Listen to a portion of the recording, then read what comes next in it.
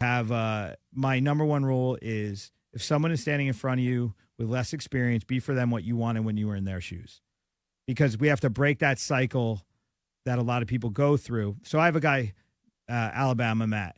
Alabama Matt comes from a Krav Maga school in New York City that had a very rigid belt system.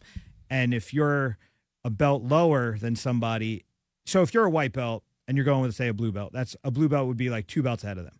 This actually happened to him. He's a white belt going with someone a higher rank. He's actually doing well with the guy. So the guy kind of cheap shots him and then hurts him bad. And then everyone's like, yeah, you shouldn't have fucked with the blue belt. You're only a white belt.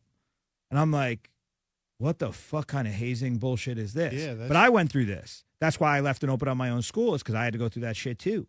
Because people start to want to get back what was done to them instead of making things better for people. They're like, well, I got treated like shit, so I'm going to treat them like shit. And then they convince themselves like, oh, I'm just making them tough. Like that made me. No, you were made weak. You were turned into a bully. Now you're bullying other people. Then you're encouraging them to bully more people because you're trying to feel better about the bullying you just did. Like, it's this crazy cycle of bullshit. Yeah. And I had to get rid of it. So I obliterated the belt system. And I just said, yo, did you like being treated like shit? No, don't treat other people like shit. You wanted someone to take you by the hand and say, hey, man, let me help you. So if you're new, you walk into my school, you sign up, you're at as my UFC guys. And those guys are going to come up to you and be like, I know you're scared. I know you don't know anything. I'm going to help you.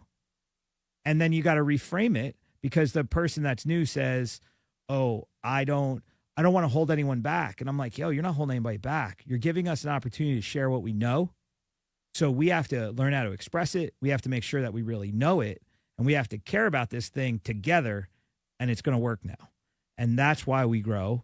And that's why you can come into any class and you don't have to be, you may be a little nervous. You might be a little intimidated. But once you get going, you realize, like, no, everybody just wants you to do better. But that's the thing. That's another thing I wanted to mention. Like, when you first walk in that side door, yes, there's a little bit of that nervous thing. But within the first 5 minutes, you feel that community. You feel a good energy.